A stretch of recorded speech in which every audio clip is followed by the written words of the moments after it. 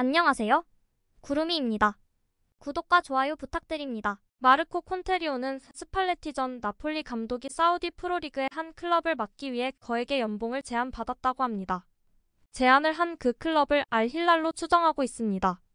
나폴리는 33년 만에 세리에 우승을 차지했으며 스팔레티의 경력에서 첫 번째 스쿠데토이기도 했습니다. 감독은 시즌이 끝난 후 지쳤다며 안식년을 갖고 싶다고 하며 물러났습니다.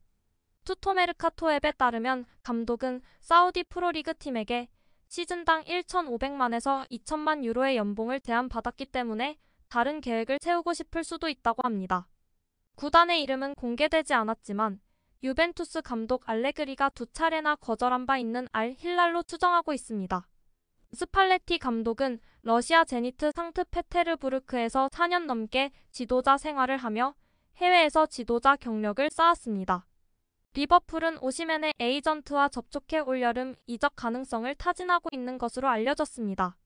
오시멘의 능력은 이미 나폴리에서 전설적인 선수로 자리 잡았고 유럽 전역의 클럽들이 주목하고 있습니다.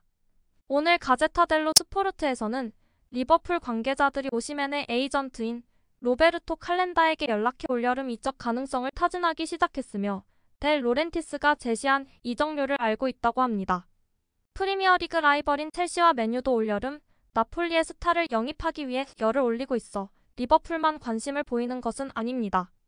스카이 스포츠 이탈리아는 첼시가 다음 주에 오시멘을 영입하기 위해 나폴리와 접촉할 것이며 토트넘도 맨유, PSG와 함께 경쟁에 합류할 가능성이 있다고 전망했습니다. 금액은 최소 1억 5천만 유로로 추정되며 그보다 낮은 금액은 논의할 가치조차 없는 수준입니다. 스카이 스포츠 이탈리아의 마시모 마리아넬라는 첼시가 요구 가격에 겁먹지 않았으며 다음 주에 나폴리와 전화 통화를 통해 상황을 더 명확히 파악할 것이라고 주장했습니다. 올여름 음바페가 레알 마드리드로 이적할 경우 파리 생제르맹이 오시멘을 영입할 수 있고 맨유도 오랫동안 관심을 보여왔기 때문입니다. 토트넘은 이적 시장에서 해리 케인을 잃을 위험이 있고 많은 영입을 통해 팀을 바꾸려 하고 있습니다. 해리 케인은 바이에른의 1순위 목표입니다. 바이에른이 케인을 영입하지 못한다면 오시멘이 2순위 옵션입니다. 오시멘의 에이전트 로베르토 칼렌다와의 만남 또한 이루어졌습니다. 독일 스카이에 따르면 최근 뮌헨 클럽과 토트넘 경영진 사이에 새로운 논의가 있었다고 합니다. 케인을 대신해 그의 형제 찰리가 대표로 나섰습니다. 바이에른은 케인의 이적이 현실적인지 다시 한번 두드렸습니다. 이 대화에서 케인이 보낸 신호는 매우 긍정적이었다고 합니다.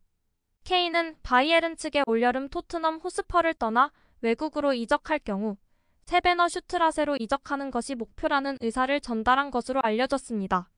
바이에른은 케인을 1억 유로 미만으로 영입할 수 있을 것으로 예상하고 있습니다. 기자시로 베네라토는 2일 방송된 라 도메니카 스포르티바와의 인터뷰에서 김민재는 뉴캐슬의 제의를 받았었다고 합니다. 김민재는 바이에른 뮌헨을 선택했지만 뉴캐슬이 나폴리에 전화를 걸었다가 에이전트로부터 김민재의 선택에 대해 알게 된 뒷이야기가 있습니다. 레전드 로타르 마테우스는 5-6명의 선수가 더 이상 바이에른 유니폼을 입지 않을 것이라 합니다.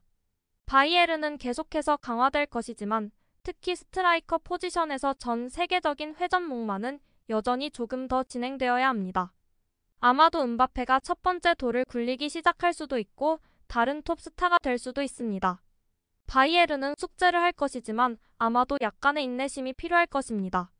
현재 선수단에서 여러 명의 선수가 다음 시즌에는 바이에른 유니폼을 입지 않을 것이라고 확신합니다.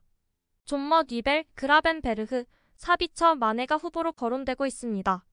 마네는 이름만 보면 매력적인 이적이었지만 안타깝게도 잘 풀리지 않았습니다. 두 번의 좋은 경기, 심각한 부상, 그리고 팀 동료와 코치에게 부정적인 성격을 보였습니다. 물론 그렇다고 해서 그의 시장 가치가 상승한 것은 아닙니다.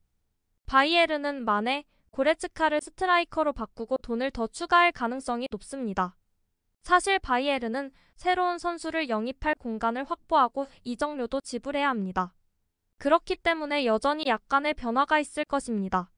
바이에른의 골키퍼진은 여름 이적 기간 동안 후보 골키퍼들의 움직임이 있을 것으로 보입니다.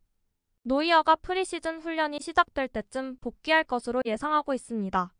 노이어는 지난 12월 스키 여행 중 심각한 다리 부상을 입었습니다. 노이어는 다음 시즌 토마스 투엘의 1번을 맡을 예정입니다. 하지만 얀 존머와 알렉산더 누벨은 다음 시즌 정규리그 출전을 원하고 있어 미래가 불투명합니다. 두 선수는 같은 분데스리가 클럽의 이적 타깃으로 떠오르고 있습니다.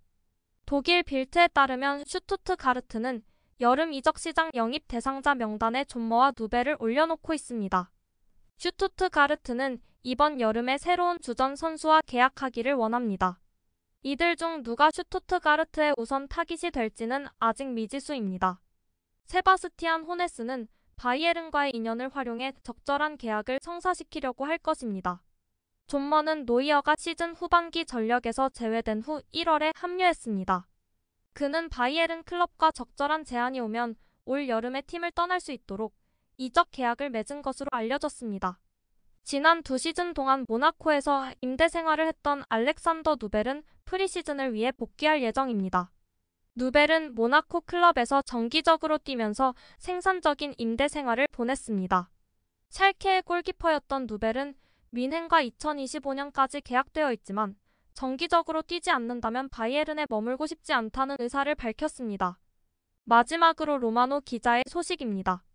그바르디올 영입을 위한 맨시티와 라이프치히의 새로운 회담이 예정되어 있습니다. 라이프치히는 최소 1억 유로를 원합니다. 요스코를 역대 가장 비싼 센터백으로 매각하는 것이 그들의 목표입니다. 브렌트포드의 김지수 영입이 공식적으로 확정되었습니다. 김지수는 4년 계약으로 합류했고 한 시즌 더 연장 계약할 수 있는 옵션도 포함되어 있습니다. 김지수 선수는 바이에른과 스포르팅을 비롯한 수많은 명문 클럽의 위시리스트에 올랐던 선수입니다. 김지수는 U20 월드컵에서 인상적인 활약을 펼치며 명성을 얻었습니다. 전 소속팀인 성남FC에서도 탄탄한 활약을 펼쳤습니다. 브렌트포드가 영입하기 전부터 유럽 유수의 팀들로부터 구애를 받았던 김지수의 영입은 브렌트포드에게 큰 수확입니다. 김지수는 브렌트포드의 B팀에 합류한 뒤 프리시즌 캠프가 시작되면 시니어팀과 합류할 예정입니다. 구단은 아직 계약 조건을 공개하지 않았지만 김지수의 이적료는 약 70만 달러입니다. 아직 구체적인 연봉은 공개되지 않았지만 18세의 나이와 유럽 경험을 고려할 때 적지 않은 연봉을 받을 것으로 예상됩니다. 구독과 좋아요는 제작하는 데 큰 힘이 됩니다. 감사합니다. 다음에 또 보아요.